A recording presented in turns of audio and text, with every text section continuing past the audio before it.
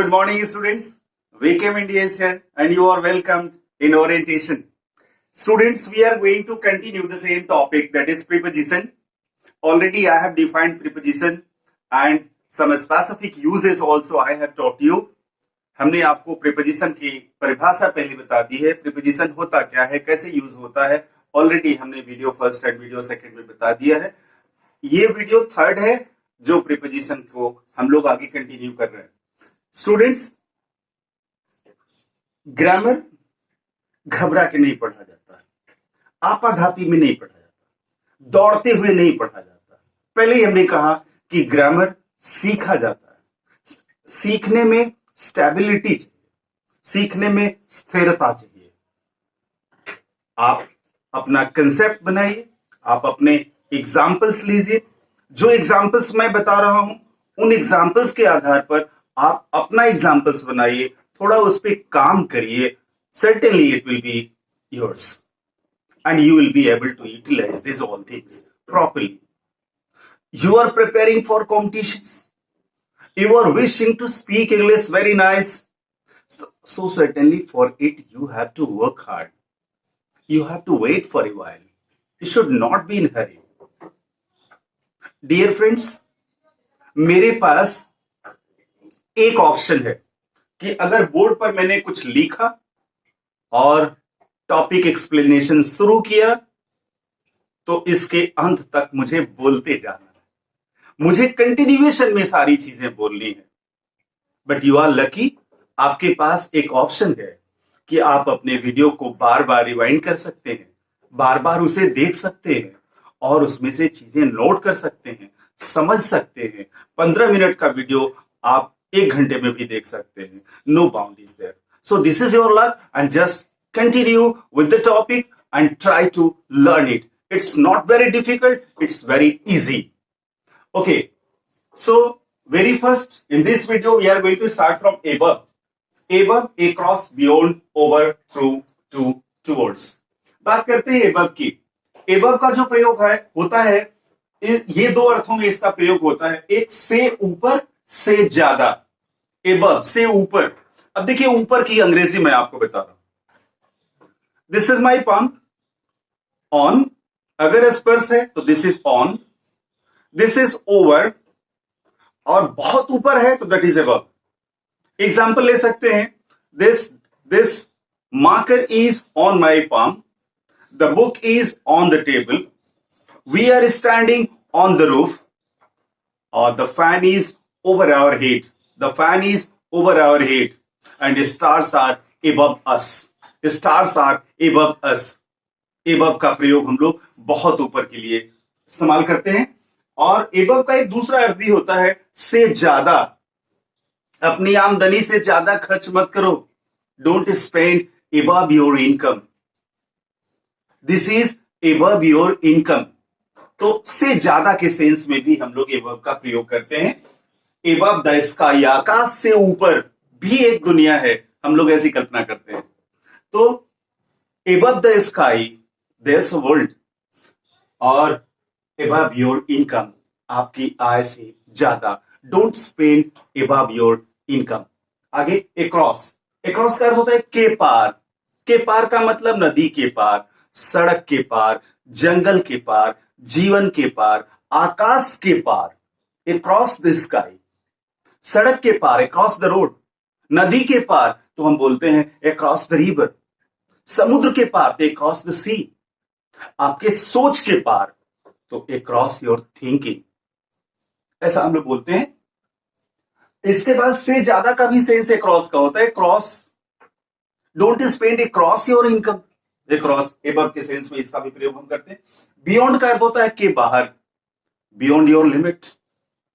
Don't go beyond your limit से बाहर का सेंस होता है, एक सीमा रेखा के बाहर का sense. So beyond your income, beyond your limit. Over, over का अर्थ ऊपर. अभी हमने बताया था आपको, हमारे सर के ऊपर, over the head. There is a fan over my head and my hand is just over your head. Above your head बहुत ऊपर हो जाएगा. आगे ओवर का दूसरा अर्थ होता है समाप्त. Time is over, game is over. Work is over, everything is over. Over यहां प्रीपोजिशनल यूज में नहीं है, लेकिन चूंकि ओवर का अर्थ है इसलिए हमने इसके साथ आपको बता दिया। ओवर का अर्थ ऊपर के ही सेंस में, ओवर द हेड का प्रयोग हम लोग प्रीपोजिशनल करते हैं। थ्रू, सॉरी, थ्रू, थ्रू का अर्थ होता है के जरिए, through your power, through money, पैसे के जरिए, पैसे के माध्यम से, के जरिए का मतलब माध्यम से, पैसे के जरिए you can earn, you can get, you can purchase anything through money, through mind, दिमाग के जरिए, through your help I got promotion। तो through का मतलब के जरिए, के माध्यम से।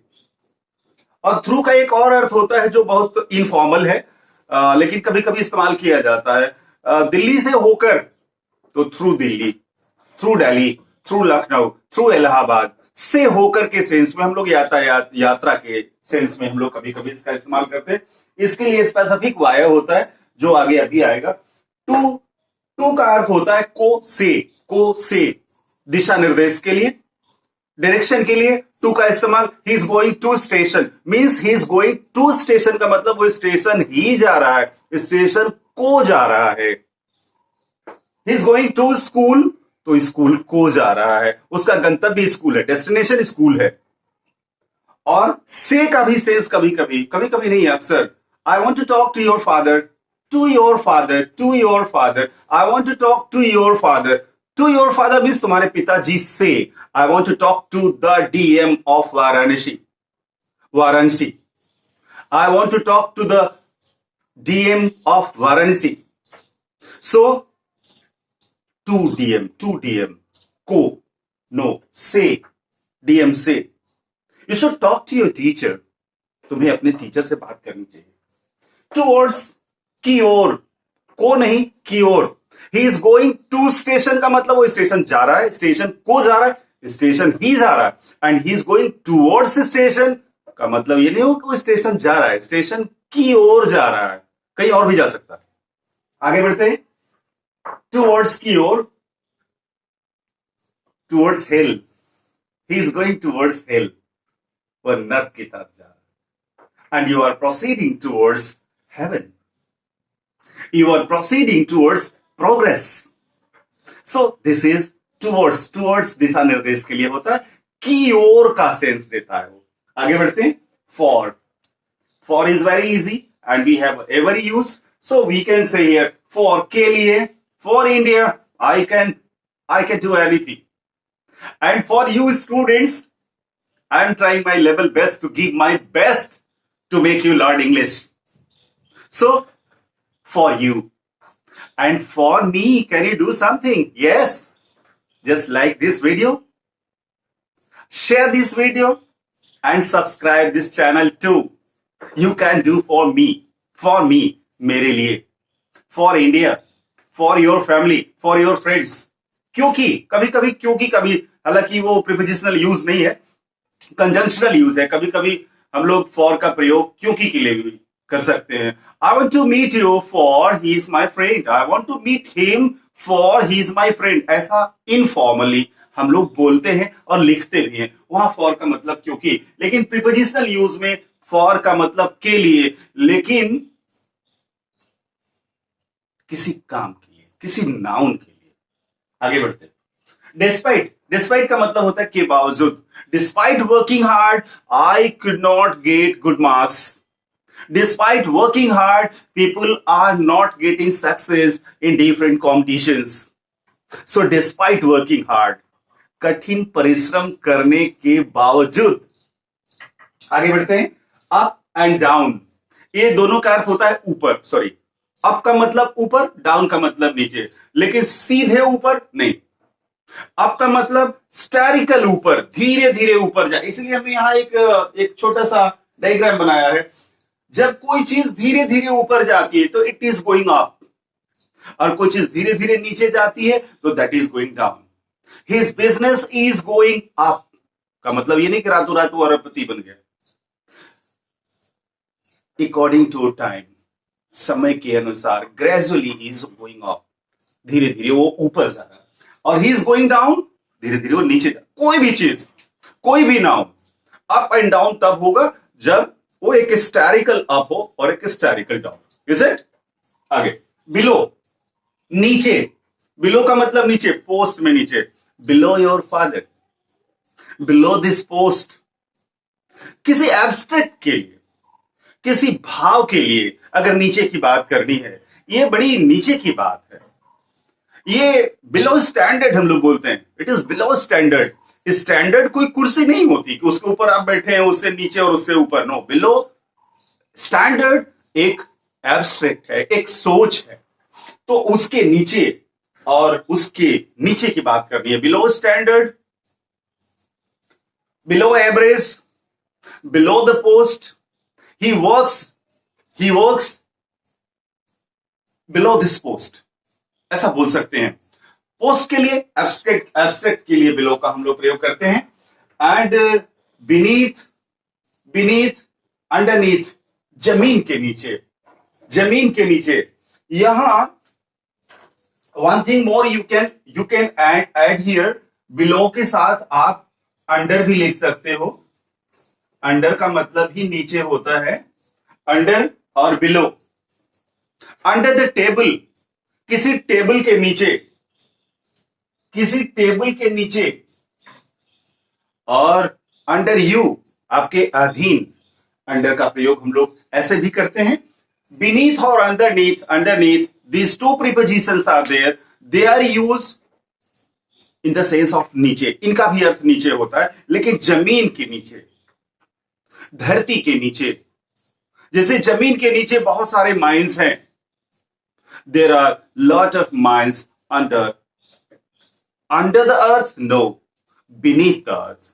And under the table there is a cat, under the table, under the roof. Under you I am working, आपके अधीन, आपके अंडर में मैं काम कर रहा हूं। अंडर का प्रयोग हम लोग वहां करते हैं। अपॉन, अपॉन का मतलब होता है पर का मतलब टेबल पर नहीं, अपॉन द टेबल ज्यादा हम लोग ऐसा इस्तेमाल, ये एब्स्ट्रैक्ट के लिए यूज होता है। आप हम पर भरोसा कर सकते हैं, हम पर चढ़कर भरोसा थोड़ी करेंगे आप। हम पर भरोसा कर सकते हैं का मतलब this is an abstract, you can trust upon me. Work upon this issue, इस इश्यू पर काम करो, इस इश्यू पर चढ़ के काम मत करो। मतलब एक एब्स्ट्रैक्ट है, उस दिशा में आप काम करो।